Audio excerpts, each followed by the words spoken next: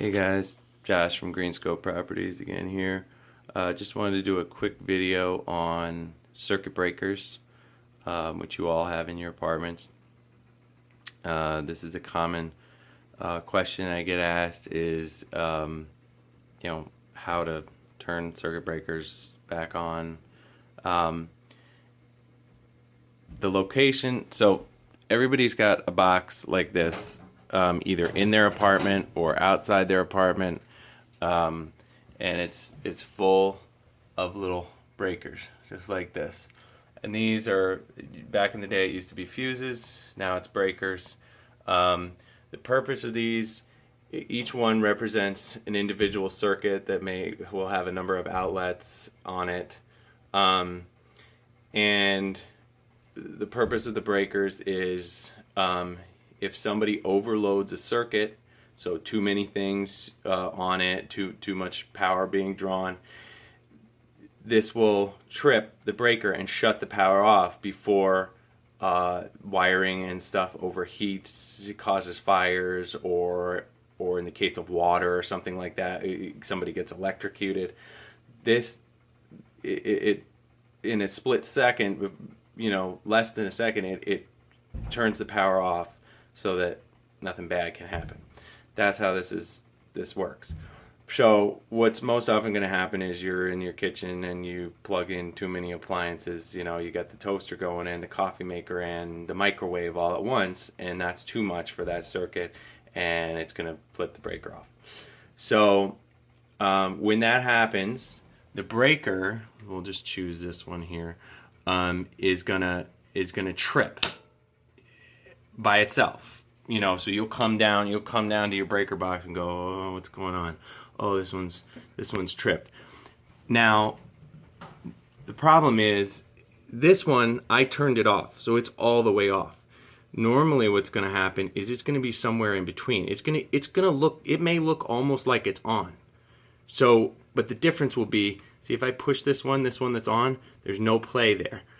But one that has tripped, it'll be like just in this position here or something, and there'll be some play there. There'll be some, because it's sort of stuck in the trip position. There's off, there's on, and there's tripped, and it's like in between.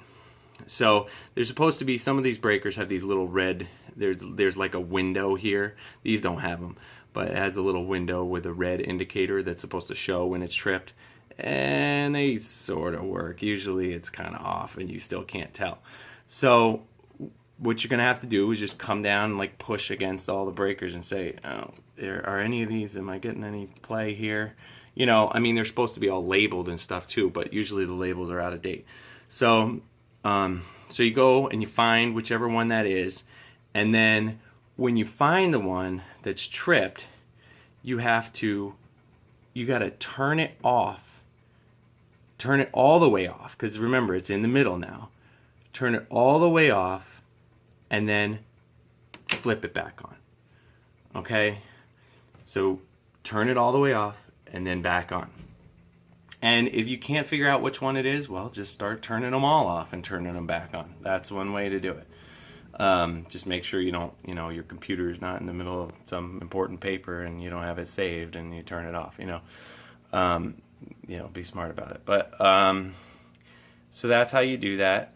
And before, if you trip the breaker by having 40 things plugged into it, make sure you unplug some of those things before you come down here and do this, because if you still got all those things plugged in, it's just going to trip right away again. It's just going to trip again. If for some reason, you don't have a lot of things plugged into it and it's still tripping, then there's a couple things that could be going on. One, the breaker could be bad, or it could be that device. There could be a short in your actual device. I've seen that plenty of times. Like the wiring, it could be the